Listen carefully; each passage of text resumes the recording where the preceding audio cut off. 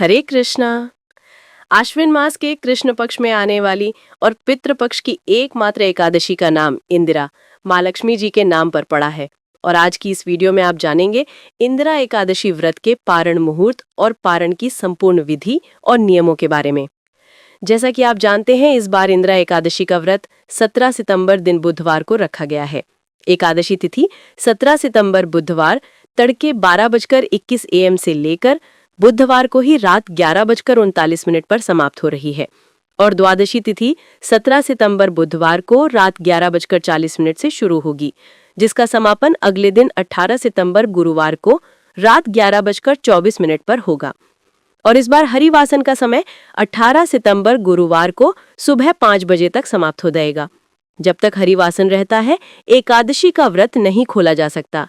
ऐसे में सभी भक्तों को शुभ मुहूर्त की जानकारी अवश्य होनी चाहिए।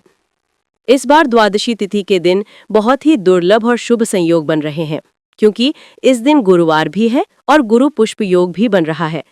18 सितंबर गुरुवार को ब्रह्म मुहूर्त सुबह 4:42 से 5:30 बजे तक रहेगा। सूर्योदय सुबह 6:18 पर और सूर्यास्त का समय शाम 6:23 पर होगा। प्रातःकाल पूजा कर सकते हैं सुबह 4:57 से 6:07 तक। और इस दिन गुरु पुष्प योग सुबह 6:32 तक रहेगा। शिव योग रात 9:37 तक रहेगा। बाद में सिद्ध योग प्रारंभ हो जाएगा। तो इस बार सर्वार्थ सिद्धि योग और गुरु पुष्प योग में आप यदि कोई खास उपाय करेंगे, पूजा पाठ करेंगे या कोई दान देंगे तो उसका अनंत गुना फल आपको प्राप्त होगा। पितरों से संबंधित कार्य यदि इस दिन किया जाता है तो उसमें भी सफलता अवश्य प्राप्त होती। राहु काल दोपहर 1:30 बजे से लेकर 3 बजे तक रहेगा। और जिन भी भक्तों ने इस बार एकादशी का उपवास रखा है, उन्हें व्रत का पारण करना होगा, यानी एकादशी का उपवास खोलना होगा 18 सितंबर गुरुवार को सुबह 6:18 से 8:30 बजे के बीच में। इस समय ही यदि आप व्रत खोल लें तो बहुत ज्यादा अच्छा होगा। किसी कारण से व्रत ना खोल पाए तो फिर दोपहर में 1:30 बजे से 3 बजे के बीच आप व्रत खोल सकते हैं, क्योंकि द्वादशी तिथि पूरा दिन रहने वाली है। शास्त्रों में कहा गया है कि इंदिरा एकादशी व्रत से प्राप्त पुण्य यदि पितरों को अर्पित कर दिया जाए तो वे नर्क बंधन से मुक्त होकर विष्णु लोक को प्राप्त होते हैं। और इस वर्ष की इंदिरा एकादशी में विशेष संयोग यह है कि भगवान विष्णु को इस दिन प्रेम भोग के रूप में श्याली अर्थात उबला हुआ चावल अर्पित करना अनिवार्य माना गया है, जिसमें तुलसी पत्र अवश्य ही रखा हो।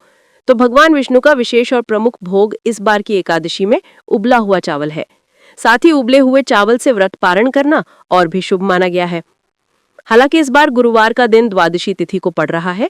हो सकता है आप में से बहुत से भक्तों ने आज गुरुवार का व्रत रखा हो, तो ऐसे में व्रत का पारण उबले हुए चावल से ना करके आप उबले हुए चावलों का दान किसी गरीब व्यक्ति को कर सकते हैं।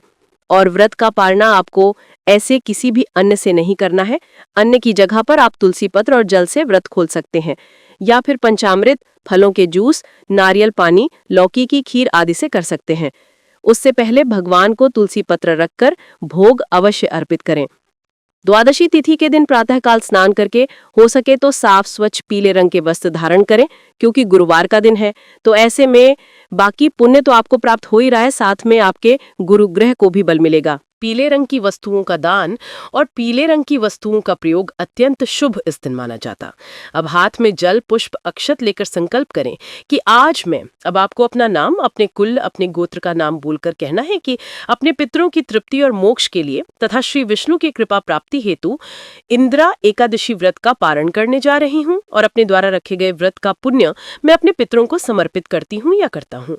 और संकल्पित जल को भूमि पर छोड़ दीजिए। अब जिस चौकी पर आपने एक दिन पहले एकादशी की पूजा की है, आपको भगवान विष्णु की प्रतिमा यदि है तो स्नान कराएं शुद्ध जल से या पंचामृत से। यदि तस्वीर है तो जल का छींटा देकर स्नान का भाव करें, तिलक लगाएं, धूप दीप जलाएं और मंत्र जाप करें। मंत्र है ओम नमो भगवते वासुदेवाय या हरे कृष्ण महामंत्र का जाप आप कर सकते हैं। पितरों का भी ध्यान इस दिन करें।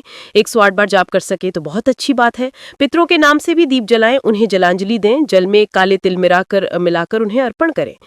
आप द्वादशी तिथि के दिन, क्योंकि अग्नि देवता के माध्यम से हमारे पितृ या हमारे आराध्य देव अपने भोग ग्रहण करते हैं तो आपको हवन भी इस दिन करना चाहिए। हवन आप काले तिल और घी मिलाकर आहुति दे सकते हैं। जिस तरह से नवरात्रि में या बाकी व्रतों में या अमावस्या के दिन आप खुद से हवन करते हैं, उस तरह से आप कर सकते हैं। 108 या फिर 11 की संख्या में आप आहुति दें और हर बार ओम श्री विष्णवे नमः स्वाहा या ओम नमो नारायणाय स्वाहा इन मंत्रों का जाप करें। हो सके तो समय श्रीमद् भगवद गीता के 7वें अध्याय का पाठ या श्रवण करके उसका पुण्य भी अपने पितरों को अर्पित कर दें। मंदिर में कुछ दान दक्षिणा अर्पित करें, जिसका दान आप किसी योग्य व्यक्ति को या ब्राह्मण देवता को देंगे। स्वयं व्रत का पालन करने से पहले गौ माता को हरा चारा खिलाएं या गौशाला में हरे चारे का दान करें या दक्षिणा दें। कुत्ते को रोटी खिलाएं, कौवे को आप भोजन रखें, चींटियों को आटा और चीनी मिलाकर डालें। पीपल देवता के नीचे जल और अन्न या फिर मिठाई अर्पित करें। इसके अलावा आज गुरुवार के दिन केले के पेड़ का पूजन करके केले के पेड़ की जड़ में गुड़ और चने की दाल अर्पित करें और जल भी अर्पण करें। इन उपायों से आपका व्रत पूर्ण माना जाता है और पितरों की आत्मा को भी तृप्ति और मोक्ष प्राप्त होता है। इस प्रकार से पूजा करने के बाद अपने दाहिने हाथ में तुलसी का पत्ता और जल रखकर या ग्रहण करके आपको अपना उपवास खोलना है। अगर कोई दूसरा व्रत आपका नहीं है तो ऐसे में आप उबले हुए तुलसी पत्र के साथ ग्रहण करके भी अपना उपवास खोल सकते हैं। और शुद्ध सात्विक भोजन ही आपको द्वादशी तिथि में पूरा दिन ग्रहण करना चाहिए। सुबह और शाम आप भोजन कर सकते हैं और इस दिन भी आपको शांत रहना है, क्रोध नहीं करना है, झूठ चोरी पाप नहीं करना है, अपने द्वार पर आए हुए किसी भी याचक को खाली हाथ नहीं लौटाना है, किसी भी तरह की जीव हिंसा नहीं करनी है। इस प्रकार से करने वालों का एकादशी व्रत पूर्ण माना जाता है। और गौमाता की पूजा करने के लिए का जो समय है वो गौप्रातकालीन समय यानी सुबह के समय सबसे उत्तम माना जाता है। गौप्रातकालीन समय आप गाय के नीचे से मिट्टी लगाकर अपने माथे पर तिलक करें तो 33 कोटि देवी देवताओं का आशीर्वाद भी प्राप्त हो जाता है। इस दिन गौ सेवा का संकल्प भी लिया जा सकता है। क्योंकि एकादशी के दिन तुलसी जी में जल अर्पित नहीं किया जाता है तो सुबह पूजा करने के बाद तुलसी जी में 1 लोटा जल अर्पित करें, दीप जलाएं, तुलसी माता को भी भोग प्रसाद अर्पित करें और ओम श्री तुलसे नमः मंत्र का करके श्री तुलसी चालीसा का पाठ करें और फिर आप अपनी दैनिक चर्या को अपना सकते हैं। ये थी आज की वीडियो। उम्मीद है जानकारी आपको पसंद आई होगी। वीडियो अच्छी लगी हो तो प्लीज लाइक करके कमेंट बॉक्स में हरे कृष्ण जरूर लिखेगा।